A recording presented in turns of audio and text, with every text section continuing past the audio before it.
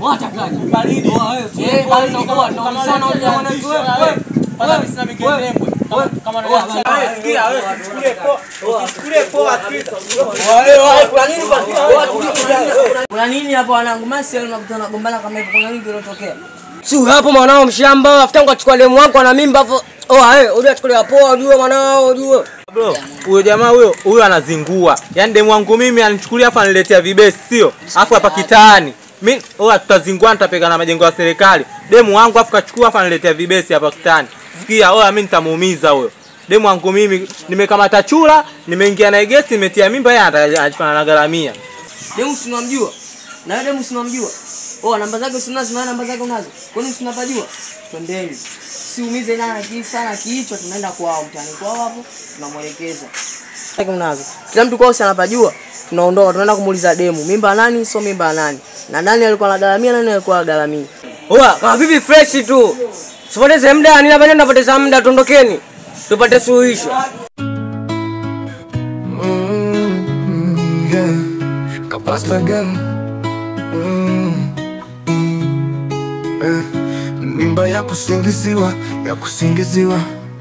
Dada mmoja anaitwa Leila, anatembea na wanaume wawili bila wao kujua.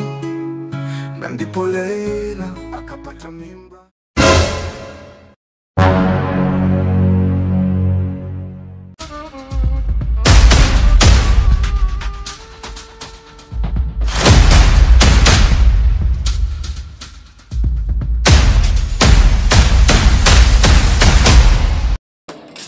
Odi hapa. Size. Leila, sisi tumekuja hapa. Na zumuni moja. Tulipotoka wanangu tumekutana gombana. Ni chanzo wewe hapo.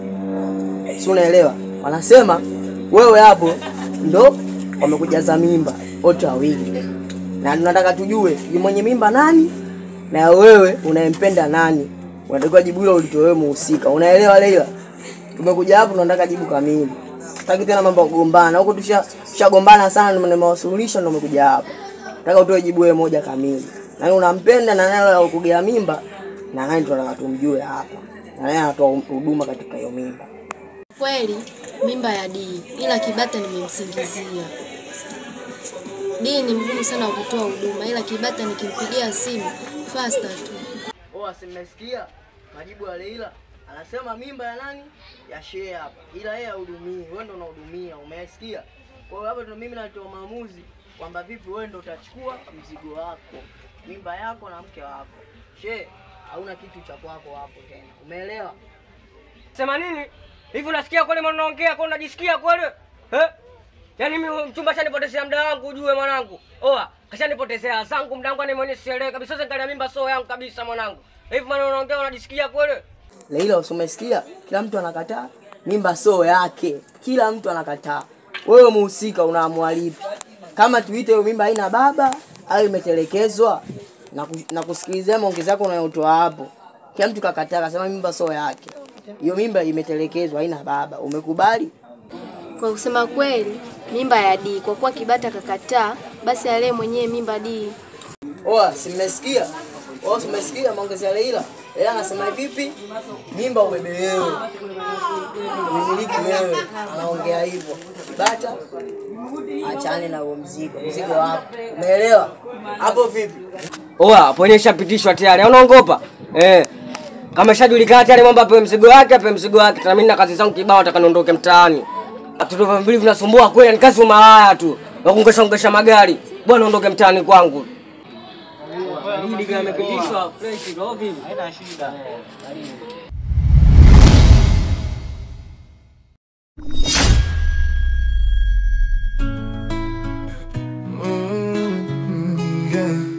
Kapasta gang. Mimba ya kusingiziwa. Dada mmoja anaitwa Leila, anatembea na wanaume wawili bila wao kujua. Na ndipo Leila akapata mimba kati ya wanaume wawili da. Kiukweli ni mimba ya kusingiziwa.